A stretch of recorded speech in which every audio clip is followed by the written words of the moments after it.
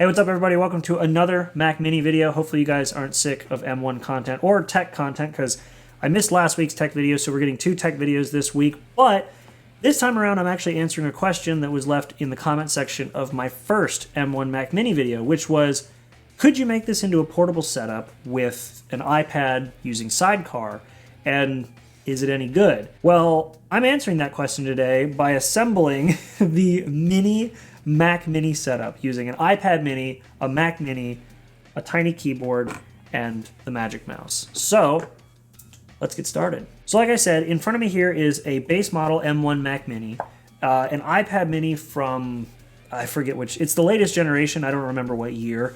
The 10 keyless Apple Magic Keyboard, the original one that actually still uses the batteries, the AA batteries instead of the rechargeable ones, and a Magic Mouse because I hate myself. And I have it set up here using Sidecar, and it's actually kind of neat. I'm impressed at how smooth Sidecar is. I'm scrolling through things like YouTube and other web pages that have a ton of images on them, and it's not even faltering. Like, I've said it in previous videos, including the Q&A about my Mac Mini, which you can check out over there. I haven't had any Bluetooth issues with this. I have a Bluetooth mouse, I have a Bluetooth keyboard hooked up. This, I would assume with Sidecar, is talking through Bluetooth. I'm not exactly sure how Sidecar works, but it seems to be working well however it works. It's just impressive. I'm actually genuinely impressed at how seamless it is. I'm trying to coax some like artifacts out of it in some way, just getting it to sort of stutter or blur or pixelate in some way, but it just isn't. I'm actually genuinely impressed at how smooth this whole thing is running. I'm blown away. Like, I loaded up a few YouTube videos and they play just fine on this iPad, even though the iPad can kind of do that itself without Sidecar, but we'll talk about that more in a minute. Scrolling through Apple's website, there's nothing, and the latency is non-existent. I'm like, I scroll, it scrolls, and I'm not wired in, which is an option for Sidecar. You can actually plug the iPad into it and do it that way, but I chose the wireless route, and it's flawless as far as I'm concerned. I don't see any artifacting. The colors look better on this iPad Mini than they do on my proper HDR full calibrated displays, which is kind of nuts. I mean, it makes sense because it's a P3 display, but damn, that is really good looking for color. And when you break it down, all I have here is the iPad Mini, which if I fold it up here and set it on top of the Mac Mini, take the keyboard, put it here, and I've got the mouse. This is it.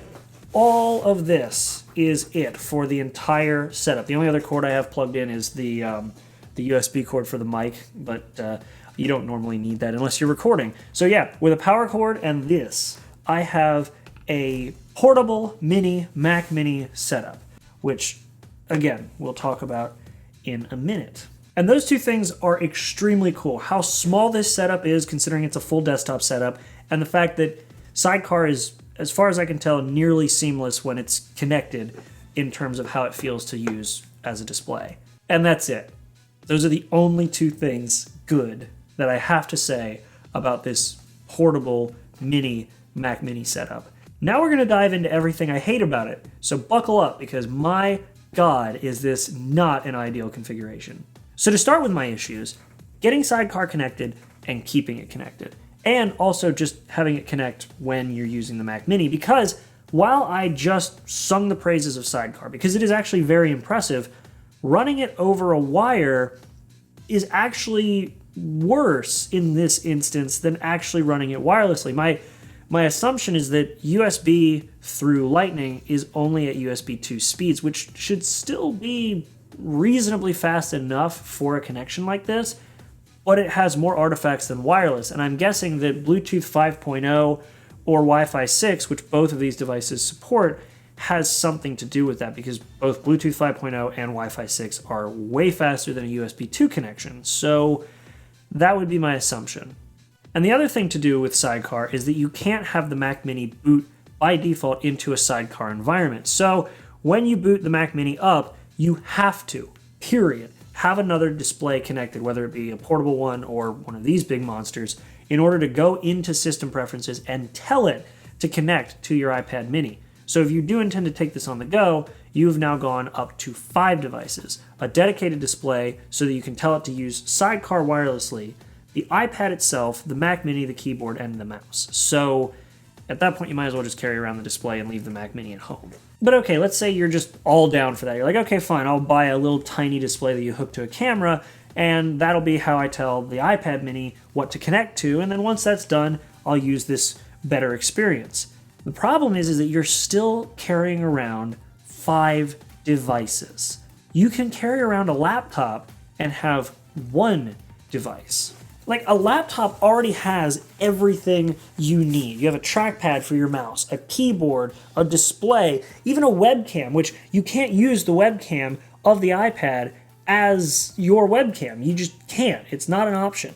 And you've also got the entire computer backed in here with a battery, which we'll talk about in a minute. So why go reinventing the wheel if you can just get a laptop for, in the case of the M1 Max, the same price as this little combo mini setup? Why would you do that? Well, if you were smart with your money, you wouldn't. So, you know, that's the thing. And on top of the fact that you're carrying around 4, 5 devices, if you go the all Apple route like I did, mouse, keyboard, the iPad, which you have to go at least iPad to Mac Mini, like you can't get another device like this, you are going with pieces that are made exclusively of aluminum and glass. There is almost no plastic on this. There's plastic keys, plastic bottom, the back and the bottom of the Mac Mini are plastic, but everything else is aluminum and glass. So unless you have a backpack with 4 separated components for each of these things, these are all going to scratch the hell out of one another. So I hope you enjoy putting your devices in a backpack metal blender. But let's keep playing to the absurd and saying that you are totally fine with carrying around a super big 4-compartment backpack.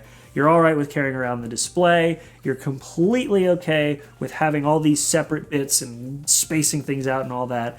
There are 2 more things that, in my opinion, axe this as an option for portability. And one of them is battery life, or rather, lack thereof battery life. So talking exclusively about the M1 lineup, the Mac Mini is a desktop, power only. The advantage to this is that it can crank out performance that is very impressive because it doesn't have to worry about a battery. You can just draw as much as you want from the wall, and that's it. But the instant that there is no power coming from the wall, there is nothing that this Mac Mini can do. It is off. There's no power going to it. On the flip side, for the cost of this iPad Mini and the Mac Mini base model, you could get, for I believe $100 more, a MacBook Air, which gets you the same performance, not as long, but still that same performance for a limited time with 18 hours of battery life. Or spend the extra, get the MacBook Pro, get the same performance with almost no throttling because it has a fan, and get 20 hours of battery life. That is incredible. And Linus Tech Tips actually did a video trying out all of these different laptops together, and the MacBook Air actually got 20 hours of battery life. Sorry, the MacBook Pro actually got 20 hours of battery life. That's impressive. And with this, like, I know we've all seen the memes of like people plugging in their iMacs to use at McDonald's, but even though this is small and technically something portable, having no battery life means that portability is not an option. You're basically just moving from one stationary location to another. And the ultimate form of portability would be something that you can keep using while you're on the go.